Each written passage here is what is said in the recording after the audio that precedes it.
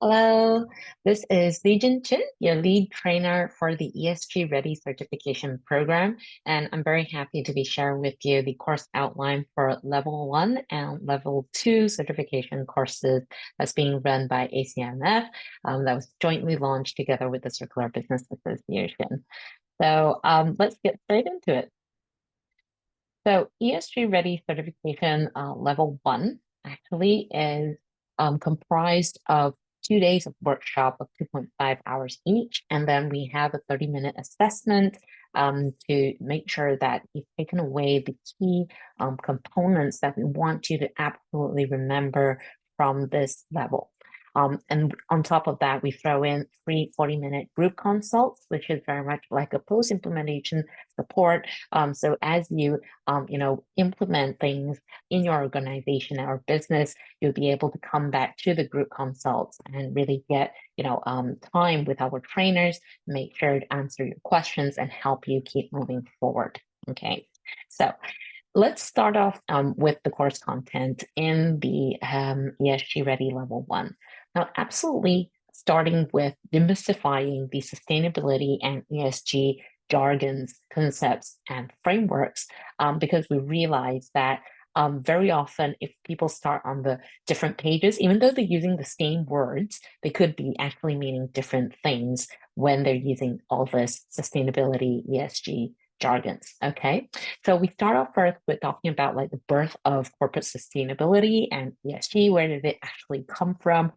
And what is actually its purpose? What is it actually for, right? Because it's very easy to get lost in all the sort of like reporting and all the the words itself. But if we forget what is actually the crux of the intention for ESG, then it's very easy to fall into things like greenwashing or just measuring data for the sake of measuring data, or doing actions for the sake of reporting, but not actually delivering the purpose of which ESG is in. Of course, it's very hard for people to actually visualize what ESG actually is if you just look at standard definitions or jargons and terms. So in our course, what we actually do is to use a number of cases and reactions towards those cases to help people really start feeling ESG in real life. Okay, so it's not just something that appears on paper. There's actually real life implications of these type of efforts that companies do, and also consequences of when companies don't actually have ESG or sustainability in mind. Okay. In addition to that, we actually want to give our participants this overview of that historical development of ESG and sustainability. Don't worry, we're not trying to expect you to remember all the facts and dates and things like that as a history lesson. But why we actually cover this point is because we want to help you understand that this is not something new, right? There's been a lot of recent developments, yes, but this isn't something new. And there has been a number of sort of evolvement or iterations that have led to how sustainability and ESG is being pursued in today's context. Okay. Now, when we start talking about this, definitely we'll be needing to touch on a number of things, which includes key pollutants, climate change, which is the big elephant in the room that we need to address, as well as this issue of planetary boundaries. What do we mean by planetary boundaries? What do people actually mean when they're talking about climate change? And also, what is this whole net zero thing that people are talking about? Now, of course, sustainability is more than just climate change, right? Climate change, in fact, is one of the goals in the Sustainable Development Goals Agenda 2030. That was an effort by the United Nations bring together 197 countries to actually sign on this aspiration of what a development future would look like for the whole world. Okay, so that's something that we will talk about, so they can have a better understanding how all these different pieces, are actually come together in the sustainability and ESG realm. Are they actually competing with each other? Are they meant to be complementing each other? Are they different efforts?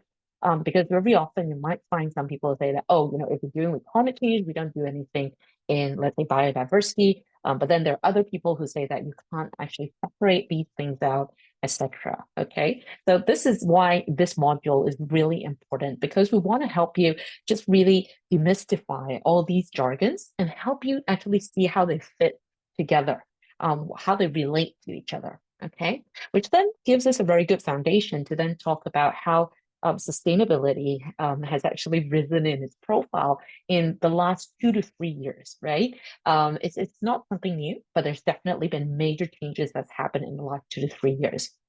And we also will cover a little bit about, what sustainability standards are, what the frameworks are referring to, and what do we mean by rankers and raters.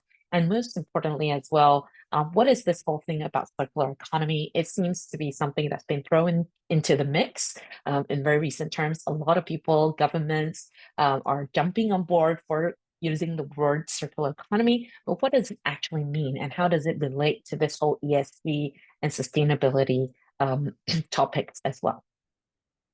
So that's module number one in this level. We then move on to then highlight, what are the key sustainability ESG developments in the market and regulatory space. Now, these are some of the main topics that you will have to know if you are serious about, pursuing sustainability. Gone are the days where people say, oh, I do some charity or I donate to a certain cause or charity or plant trees, and that will be sufficient. No, nowadays you actually need to at least be able to understand or have heard of some of these key developments in the market and regulatory space, so that you can have more genuine, impactful conversations about ESG, and start really getting into that space where you're a serious player in that realm. Okay, so when we're talking about this, we want to look into what is that sustainability market growth that we've seen. What is the projected size of that market, and also how investor sentiments and financing requirements have shifted over time in relation to this topic of sustainability, as well as highlight to you this scenario, not scenario, actually it's already a reality, because there have been a number of nations worldwide that have adopted mandatory sustainability reporting. They represent more than half of the global GDP, and also more than half of the greenhouse gas emissions of the world, right? And how will this sustainability reporting becoming mandatory actually impact on the different aspects of the market, because this is a regulatory action and we want to actually understand how it's going to impact that situation in the market. Of course, there's also a number of two other things that you would want to understand, and one of it is the double materiality reporting expectation. What is this about, and why is something that's important for you to know of? As well as the rise in the number of cases of legal action that's actually been taken on sustainability, ESG, and climate action, right? So it's actually climate inaction, where people and governments, not only corporations, but even governments, have actually been taken to court. So that's something that we covered in that module, and it actually sets the scene very nicely for then looking into the business case for companies to rapidly adopt ESG or sustainability. If you're already doing something on that, that's great. And maybe it's time for you to up your game even more and mature deeper into that. If you haven't started, then you absolutely need to rapidly get into the space. Okay.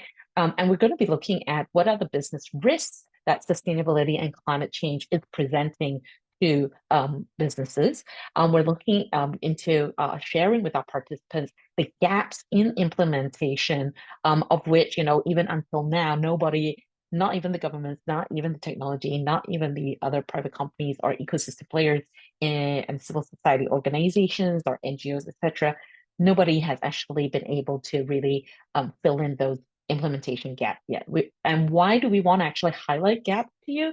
Is because there are emerging opportunities that coming into the space as a result of a number of drivers that's creating a sort of like perfect storm for people to try and solve these problems as fast as possible. And for businesses, if you can solve a problem, then you're generating value, and that's something that you could potentially monetize. So that then opens up into this whole sort of introduction to what is sustainability reporting and disclosures. There are standards and methodologies, and guidelines. Oh my gosh, like, it's very easy to like say there's just so much out there. There's so many terms that are being used. So don't worry, this module is actually here to help you to clarify what these different initiative guidelines, standards, methodologies are. And fundamentally, we want to help you actually understand what is a sustainability report. Do all companies need a sustainability report? And if they do need to produce a sustainability report, what is it that they should be using in order to make sure that their reporting is something that's acceptable, not only by investors, but also the regulators who are implementing mandatory sustainability reporting. Of course, apart from things like the common names you might hear, but you don't really know deep enough about, like Global Reporting Initiative, the GRI standards. There's also like the TCFD, Task Force for Climate Financial Disclosures. There are the ISO standards that's involved with the greenhouse gas requirements, as well as the IFSC Sustainability Reporting Standards, which they call the IFRS 1 and 2. Not to forget as well, there are a number of other jurisdictional specific reporting standards, like in Europe and China, as well as other types of disclosures, which could happen outside of sustainability reports, right? Because you could actually be disclosing ESG information and data, not necessarily in a sustainability report. It could be, let's say, through procurement documents, or maybe you're filing it for tax purposes. So, for example, the carbon border adjustment mechanism is almost behaving like some sort of carbon tax of sorts, as overseas manufactured products go into the European market. Companies would actually need to, start looking into how much of those products have, the carbon content, and how much of it would be liable to getting that. You need to pay some sort of amount for that amount of carbon that's in your product. Anyway, don't need to panic about that, because this module is actually there to dive deep with you and really help you understand these different terms that's being used, and whether or not that's going to be something that's relevant for your business. Okay. Now, that actually opens up into the next most important thing as a level one, right? Level one is like the fundamental, foundational knowledge that you need to have in order to even start really delving into the ESG and sustainability space in a serious and authentic manner. And when we talk about serious and authentic manner, we actually need to address this issue of greenwashing. And what we're going to do in this model is really to say, how can we actually detect it, avoid it, and actually use it for your business advantage? And therefore, we have to actually understand first, what is greenwashing? How do we even know we're doing greenwashing, or if somebody else is doing greenwashing? And why this is so important to detect, right? They're going to be sharing a number of legal cases of which, greenwashing has actually been used as the reason for suing that organization or the government.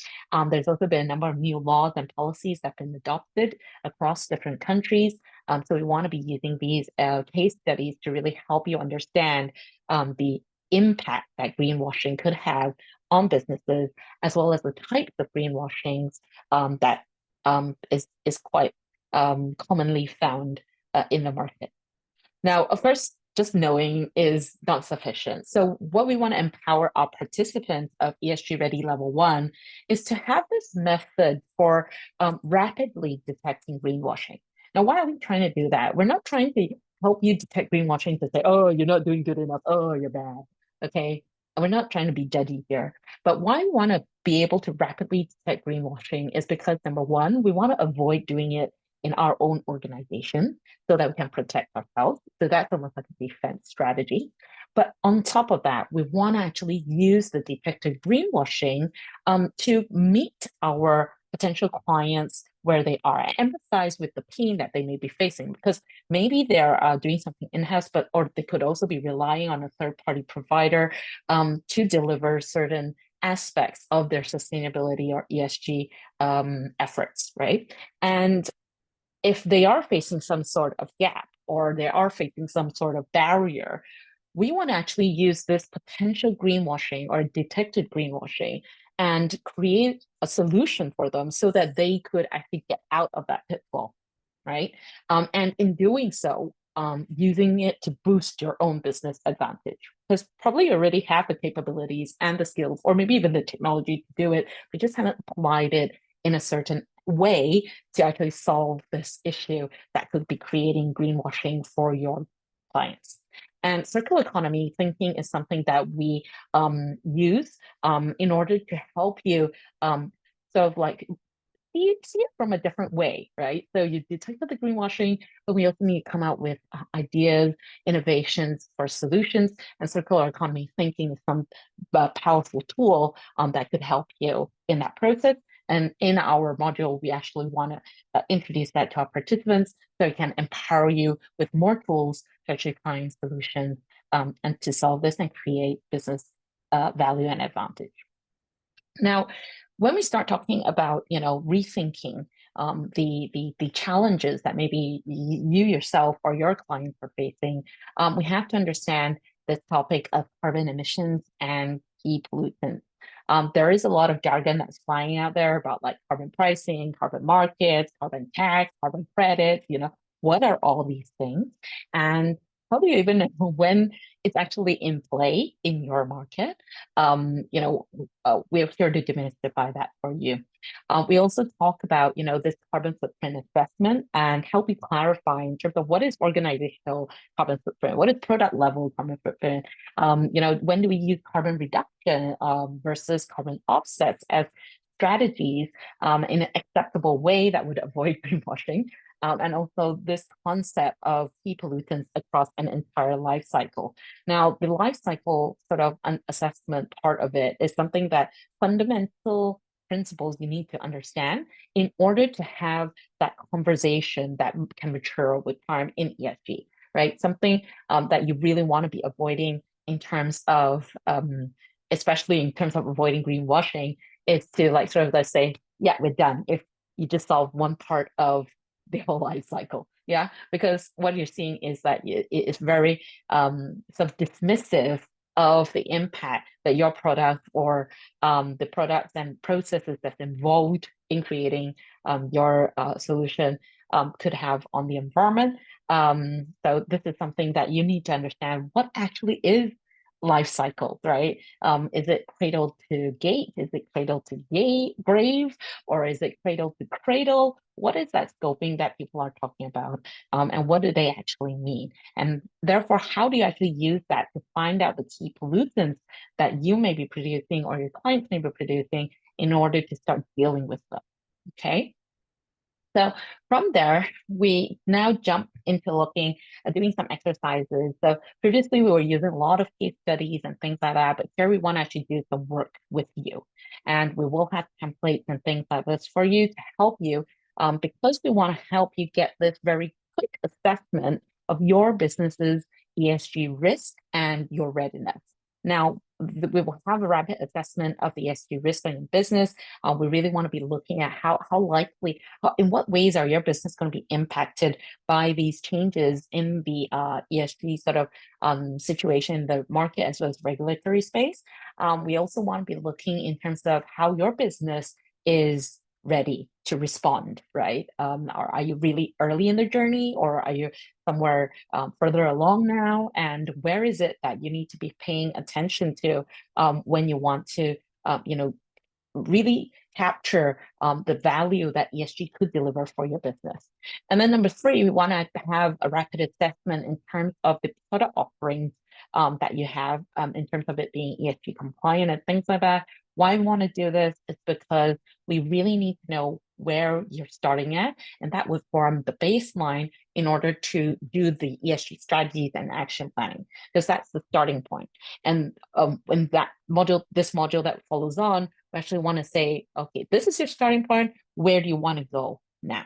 Okay, so in that process of trying to figure out where you want to go, or even figure out how you're going to get to where you want to go, you're going to come across a lot of information, right? I'm sure you have had those experiences before where you search sustainability or ESG, even for your industry or sector, and a billion, a gazillion tsunami of data information and all these ideas of what you should be implementing actually pops up. So how do you actually rapidly sift through and find relevant ESG information is something that we are empowering our participants to do with some cheat sheets in order for them to not, get overwhelmed and then stop in your tracks, right? What we really want you to do is actually take action. And we do realize that overwhelm or overkill, trying to do too much before you actually even figure out how it delivers value to your business is something that could potentially kill you off before you even deliver the results, right? So we want to avoid that. So we provide these cheat sheets, we give these tactics in order to help you really sift through and find relevant ESG information quickly. So then you can actually, start creating your offense ESG game plan. Now, why we say offense ESG game plan is because we don't want you to just be reactive to what's happening to the market. We actually want you to be empowered to see the opportunities and actually proactively create the strategies that could capture and bring those opportunities into fruition as fast as possible. So one of the skills that you really need to have in order to do that is to actually understand how to read a sustainability report, or maybe even your client's a sustainability webpage or policy that they've published, right? Because maybe some of your clients haven't even gotten to the sustainability report stage, but they do have some sort of website or web page that's dedicated to this part of it. And we want to teach you how to actually read those and use it to identify rapidly their priorities so that you could then use that opening to have meaningful conversations about ESG and how you are helping your clients to create more value in that space in that sense. Okay.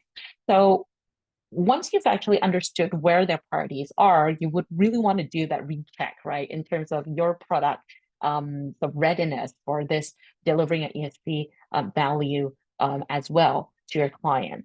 And when you're rethinking that, we actually have a systematic framework and process to help you rethink your product offering so that you can take an offensive game. Yeah, we don't want you to just sit back and wait for people to attack and defend. We actually want to say, you go play the offense. Okay.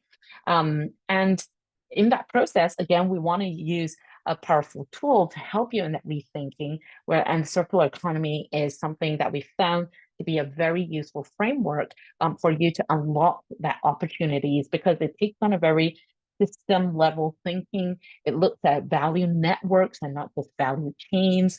It considers different types of business models that could help you actually bring in capture those values and bring in the revenue and profits. It looks into different ways of redesigning even the value that you could deliver to your customers, right? How do you actually, for example, how would you actually even make money just selling lights instead of selling light bulbs? That's something that comes from that circular economy thinking, and we want to use that opportunity to, to do some work with you all as participants to see how we could potentially find more ideas together and help you innovate in that direction. Now, in terms of skills, get into the sustainability implementation and change management part of it, because let's be honest, right? If a business is going to get more involved in the sustainability and ESG space, it is a change management issue that would happen. Okay. There might be some changes to the product. There might be some changes in the processes or the operations or even the business model, or even how your marketing and sales team and post sales customer support may interact with your client. Okay, so there's quite a bit of change that could happen, and we want to give our participants at least some degree of skills that could help you manage that before it happens. Now, one of the big things that could happen in that journey of transformation is backlash, right? And we want to actually help create those strategies with you to say, how can we manage this backlash when you are transforming? right? Because it's very easy to say that, oh, you've only done this much. Are you actually greenwashing, or are you actually serious about it? So we want to actually create the strategies up front to say, okay, before we wait for people to attack, how can we manage this backlash proactively? And how do we actually rethink our entire approach to ESG and sustainability? Just have that more thoughtfulness, mindfulness about what you're doing, why you're doing it, and how you're doing it. So we're actually going to talk about that in this module. Now, we do want to introduce the 6 steps of transformation process to really help them rethink, those aspects that I just talked about, and we coin it as the circular business blueprint. Obviously, circular economy thinking is something that is helping to guide it, but that's not the only thing. This blueprint, this 6-step transformation is really important, especially for those involved in product redesigning or the business model redesigning, because it actually brings together a number of considerations. It's not just about the product itself or the key pollutants itself. We also have to be thinking about how you're going to deal with the managing the project finances. How are you going to use different leverages to ensure that this transformation is going to be as profitable for your business as possible? And why profitability is so important is because if it's not profitable, it's not sustainable. Okay. We don't want you to go bankrupt because you're pursuing sustainability and delivering better impact to the world. We actually want to make sure that you get enough profits to be able to do well as a business, not just survive, but actually thrive and even grow, so that more of your positive impact from the solutions that they're delivering can actually reach the world in order for us to solve this issue while dealing with people's livelihoods. Because if we can't deal with people's livelihoods, then sustainability is not actually going to come off the paper, right?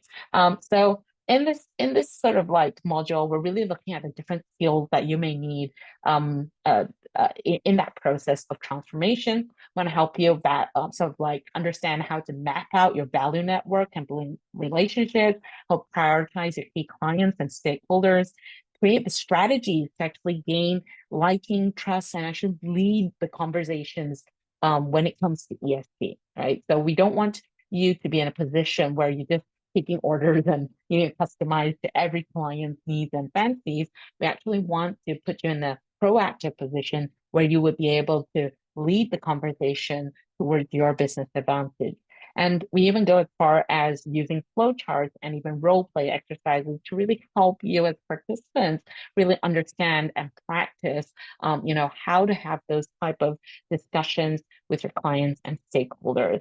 Of course, an important group of stakeholders that you would need to be dealing with in the transformation process are actually your internal team, right? So it's your employees, your directors, your top management, etc. How can you actually manage those internal engagements in order to manage the team? And we want to use some exercises to give you additional tools in your toolbox to help you actually navigate those conversations. Now, that's the end of ESG Ready level 1, okay? But it's like I said, ESG Ready level 1 is like the absolute foundation, fundamental stuff, just to know that we start on the same page, we understand these jargons, concepts, frameworks, and things like that at the same point, right? And that we empower you with a number of tools, skills, and rapid assessments to help you know where you are, where you want to go, and what it is that you need in order to move ahead, to start, playing a more offensive ESG game, to, win the market, right? You need to win the game. Don't just go in to not lose, right? Because you could easily, get in pretty hard, so difficult situation if you're going to be playing that type of game. Now, ESG Ready level 2, therefore, comes in to say that, okay, just playing offense can be risky if you don't have your solid backing, right? So you still need a defense, right? And the defense that you really need to have, especially now with mandatory sustainability reporting, is going live very much in terms of your data preparedness. So ESG Ready Level 2, we are actually putting in, again, 2.5 hours of workshop across 2 days. So that's 5 hours in total. There's going to be a 45-minute assessment that's going to be available online, where you need to work through some case studies to demonstrate that you understand the concepts and things and methods that we're talking about in this level, as well as, post support as well, where we have 40-minute group consults. There are 3 sessions of that to help you in that process of solidifying the learning and getting into taking action. So what do we do in ESG Ready Level 2? The first module we absolutely have to cover is this pane of mandatory sustainability reporting. Okay. We need to understand our clients that are facing the pains of it. So even if your company is not facing it, your potential clients or your clients may already be facing this. And we want to understand that difference. What is the difference between voluntary and mandatory sustainability reporting? What is this climate risk and the determined methodology where a lot of big sort of markets like Europe, China, even the US have already said they are adopting these standards as well. What is this? What is the methodology? What is this whole life cycle thinking? It's a bit of a recap, but we go deeper into it as well. And we look into this whole thing about GRI standards and impact reporting. What's the difference between, sustainability reporting and the typical corporate financial reporting?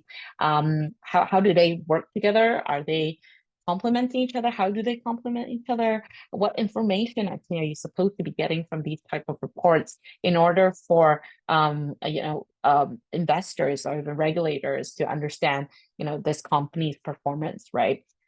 So we actually will talk about that in this module. We'll also be looking into how materiality, this term materiality, is actually defined. Because when you actually go through this process, you have to actually understand that there's going to be a gazillion sustainability things that's out there, but not all of it is going to be material to your business. And figuring out what is material is going to be a very important aspect in order for you to be addressing the biggest impacts that you have and definitely be out of the greenwashing pitfalls that lie ahead. Okay. Also, we want to be talking about the implementation timeline for mandatory sustainability reporting across different markets. Okay, it's going to be an update about which countries have already adopted, when do they need companies to start reporting, and at different size companies may actually need to be reporting at different years, and also how much data do they need to have in their reporting. Right. We'll also be looking into the third-party assurance expectations that's been put together for this mandatory thing. Is it necessary? When is it necessary? And also how all of these things create certain implications for the target company, as well as the supply and value chains of those target companies. But just to mention, when we start looking into the mandatory sustainability reporting, especially if they've taken up the IFRS standards, scope 3 emissions, carbon emissions, is something that they will have to be reporting, and therefore suppliers and value chains actually become sort of like included, right? The target companies actually need to include them in the data that they collect and analyze and report on in their reports. Now, another thing that we will be touching about is in terms of other ways that ESG information can be disclosed. The sustainability reports is just one way. So what are the ways would this information be disclosed? And also what are like risky scenarios and ESG pitfalls that could emerge because of this mandatory aspect of sustainability reporting. And through risk, we always come with the other side of the coin, which is the emerging opportunities that's coming into play for various businesses to get involved because of this mandatory sustainability reporting. Now, once we've covered that, that's like the introduction to level 2. But we want to start jump starting you into your data baseline. Okay.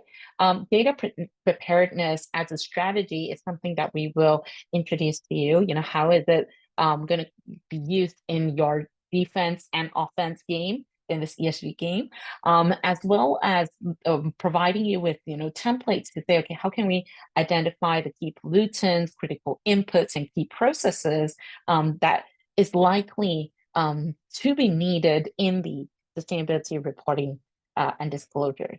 Why I want to do that is because, you know, you're going to have multiple clients that you would need to serve in their ESG reporting inventory. And if you're going to, you know, run after every client's needs or requirements, it's going to become, you know, very taxing for your company in terms of time, cost, attention. You know, employee actually need to go for training to collect the data, then actually collect the data, and then respond to a lot of telephone calls to say, can you clarify this, clarify that, blah, blah, blah, blah, which can become quite a headache. So we want to actually help you also narrow that down and be more prepared for it so that you can actually, you know, have the most important type of data that your client is likely to be looking for and to deliver that first to avoid greenwashing. And then we want to actually help you say, okay, how do you identify which are the relevant methodologies to be using for that type of data, and planning a systematic sort of data collection for those top 5 critical data so that you minimize the need for customization between your different clients that may need that data. Okay. Also, we want to actually be helping you to sort of understand that principles for reporting and disclosing ESG information so that you can, you know, have it consistently done and also have a more solid defense or a solid claim if you are making any claims, you know, in ESG, sustainability, climate neutral, whatever, to actually have a solid defense behind those claims. Because if you don't have that solid defense, then you're likely to be greenwashing and you could actually end up in risky situations, including, you know, legal implications. Okay. So we would use case study examples to do exercises like this, you know, maybe in you want to do your business version of it in your own time, but we're definitely going to have exercises in this module to help you understand that process of doing it so you can repeat it on your own. Then we're going to be looking deeper actually into the standards and methodologies for emissions reporting. Now in level 1, it was just an introduction, let you know what's out there. But in level 2, we really want to be targeting these very specific standards and methodologies that you need to understand and in order to do the mandatory sustainability reporting part. Okay, so even if you're not the one that's delivering the report, you still need to understand this because your clients will need to deliver according to these standards and methodologies. And one of the things that you absolutely need to understand is the difference between scope 1, scope 2, and scope 3 emissions. And that's going to be using the JHG protocol corporate standard to explain to you what these 3 scopes are, what types of activities would fall into the emissions in these scopes, and then how are you going to participate or even report on the value chain scope 3 standards? Because there's 15 different activities. So how do you know, which one to go for and how to even be collecting data for that? We'll cover it in this module. We also want to actually share with you what are the guidances that target companies are being advised in terms of their engagement with vendors and suppliers, so that you can have like that gauge of whether or not you're going to be falling into the group of suppliers and vendors that will, in a way, mandatorily need to participate so that the target companies can do their reporting. We also want to help you understand the difference between organizational and product level emissions and how to actually use like product standards or life cycle assessments as a strategy in order for you to do that data reporting, right? What are these ISO, 14,044 life cycle assessments? What is this ISO 14,067 on greenhouse gases, specifically carbon footprint of products? What are these things? How do you use it? When is it useful? We actually want to use some case study exercises to help you understand these type of differences. Okay. Now, we dive a little bit deeper in the next module in terms of the life cycle thinking, because we definitely believe that this is an aspect that will become increasingly important. We've seen it multiple times in the language that has been used. Sorry, we've seen it multiple times in the language that's been used in a number of methodologies and standards. You can see it being appearing in the GHG protocol. It's appeared again in, let's say, the circular economy standards. It's appeared again in a number of other frameworks as well. So we need to understand, what is the life cycle assessment? What are the components to a life cycle assessment study, and when to actually undertake LCA, how it can be used. Okay, it's not like you just say, okay, I want to sign up for LCA and that's it, right? There's actually a scoping that needs to be done. There's goals that you need to set. Say, what is this LCA supposed to do? Is it going to be used internally, or is it going to be something that you need to disclose publicly, the results, to make comparisons, to justify your claims, etc.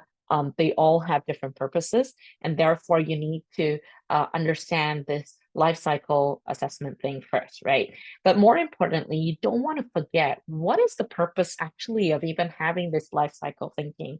And we actually use a number of examples, one of which is the this whole debate that was happening at the Global Plastics Treaty at an international level between governments to discuss the international law about whether or not, let's say, the production of chemicals that's used in the plastics industry manufacturing should be banned or not, right? And there was this whole debate about, should we take on a life cycle that's more narrow, which is just at the post plastic consumption stage, or are we looking at a life cycle that's much longer and more complete, for even from the production phase, right?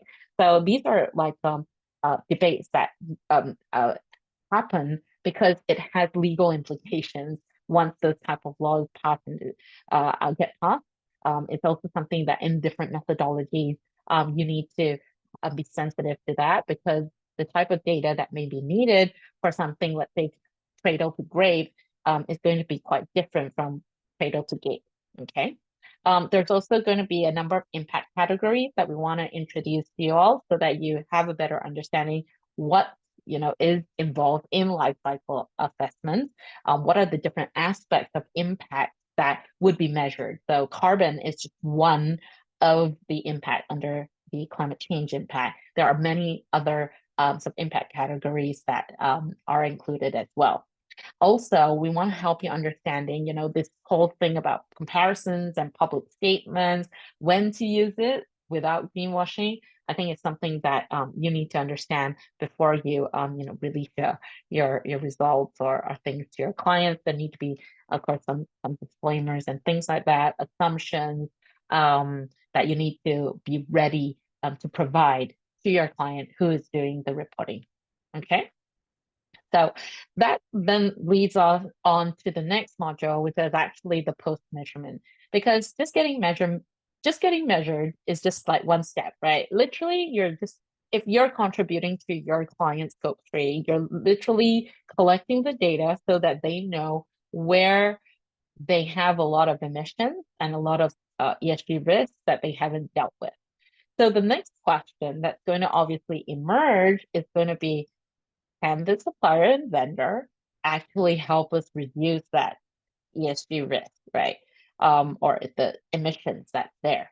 And if the vendor is not ready for that, so I say, yep, we got something to actually help you deal with that, then you're actually putting your business in a very precarious situation of probably getting replaced, right? Because now they know, like, wow, those emissions there are no good, right?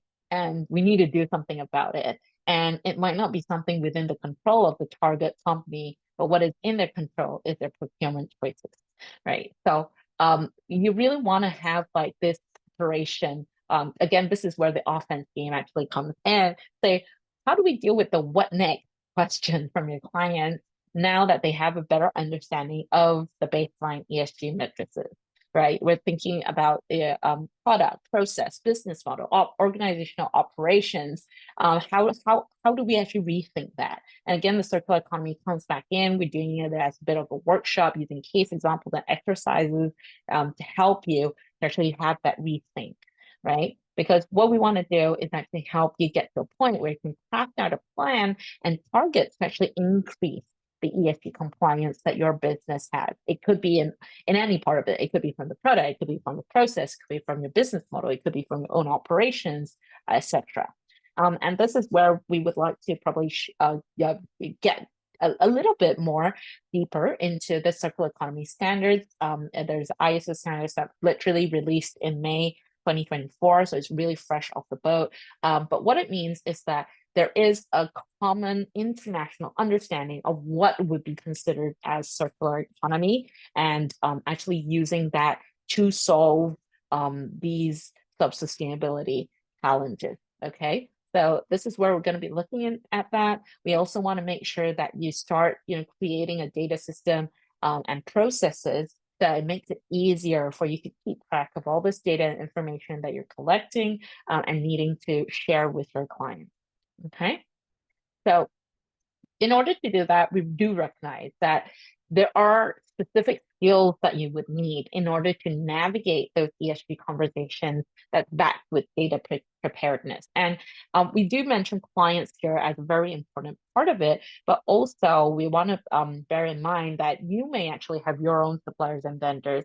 You may also need to have these conversations as well with them because they have some data that is needed for you to back the sustainability claims that you are making as well, right? So we actually look deeper into this, pros and cons of a proactive versus a reactive strategy. Want to give you ways to help you demonstrate to your clients that you understand their pain in mandatory sustainability reporting. You may not have all the answers to their questions at this point, but you want to become the journey partner. You don't want to become their liability, right? And then we want to help you sort of like understand how to, use that clarity that you have in their data needs, and also collect more information about what they're looking for in those conversations, when to use your data to your advantage, and how to actually use strategies of deepening liking, trust, and the leading of those conversations to help you get into that position where you are a trusted party that they can actually work with in their transformation journey. Remember, a lot of people are scared of the backlash, the potential greenwashing, and loss of reputation when it comes to transformation. So you really want to get into that position where they're willing to share information about where they can't solve something, and your business is somewhere that they could find solutions in order to help them, overcome it.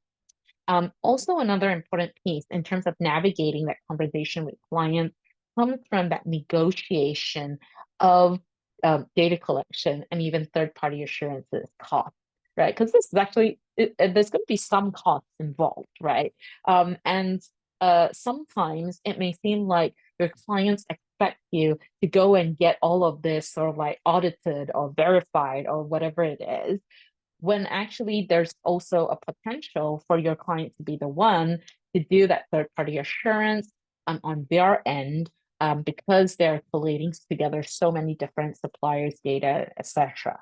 Right? So there is some negotiation skills that may be needed, that we would like to sort of like help you understand that, and see how you could use some of those to make it more manageable for your business to get involved with this, right? Also, as we mentioned, we want to make sure that when you're in those ESG conversations, how do you actually deal with it when you don't actually have a ESG compliant product yet? And you don't want to overpromise or, potentially get into greenwashing un, un, unknowingly because you weren't familiar with how to deal with those conversations from your client, okay, or how to deal with the questions from your client.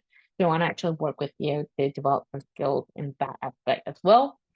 We will be talking a little bit about also this ecosystem play versus solo play, and how, by getting being a part of a bigger ecosystem and knowing other players who genuinely are delivering solutions that can solve the climate situation and sustainability challenges, you would be in a better position to become a trusted partner in your client's journey. In that sense, we will be providing you with checklists and role play exercises to really help this not just be something that you listen to, but actually we participate and experience in, okay? Because taking action is our ultimate goal. We want you to take action in your respective organizations and spheres of influence. So we're going to do as much as we can to prepare you with the tool and to give you the opportunity to role play and experience those situations.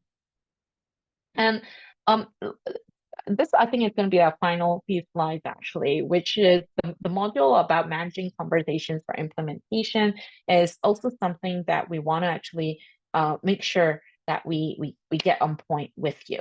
Now, the first thing that a lot of people think, oh, so long as we got the mandate from the board, everything will work out fine.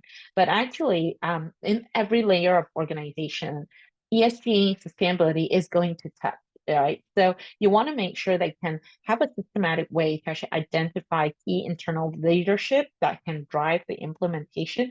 Who are those people that you could leverage on? And how do you prioritize the key stakeholders that you need for data, for example? Okay. Also, how do you communicate internally with your team and externally with stakeholders so that they can give you the cooperation for data collection?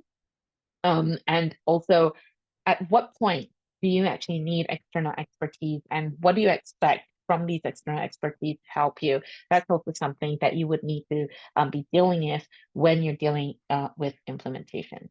So with that, that's the ESG Ready Level 2 completed as well in terms of the course outline. And there is a 45-minute assessment that comes together with the certification course. I'm really excited actually to be pulling so many sort of expertise and talents to actually be creating this course and delivering this to you all, because after so many years of getting involved in the sustainability scene, we know it's not sufficient to just have technical strength. We know it's not sufficient to just stay in the product realm. We actually need to deal with the business part of it. We also need to be dealing with the skills that people need in order to lead those conversations and role play that in order to empower you fully to make sustainability something that's profitable for your business, so that your impact continues to exist in this world and would able to touch more people's lives. So with that, I look forward to seeing you in the courses ESG Ready Level 1 and ESG Ready Level 2. I believe that our team would be able to help you in that journey. If in any case, I'll see you on the inside. Thank you. This is Legion, your lead trainer, and looking forward to see you there. Bye.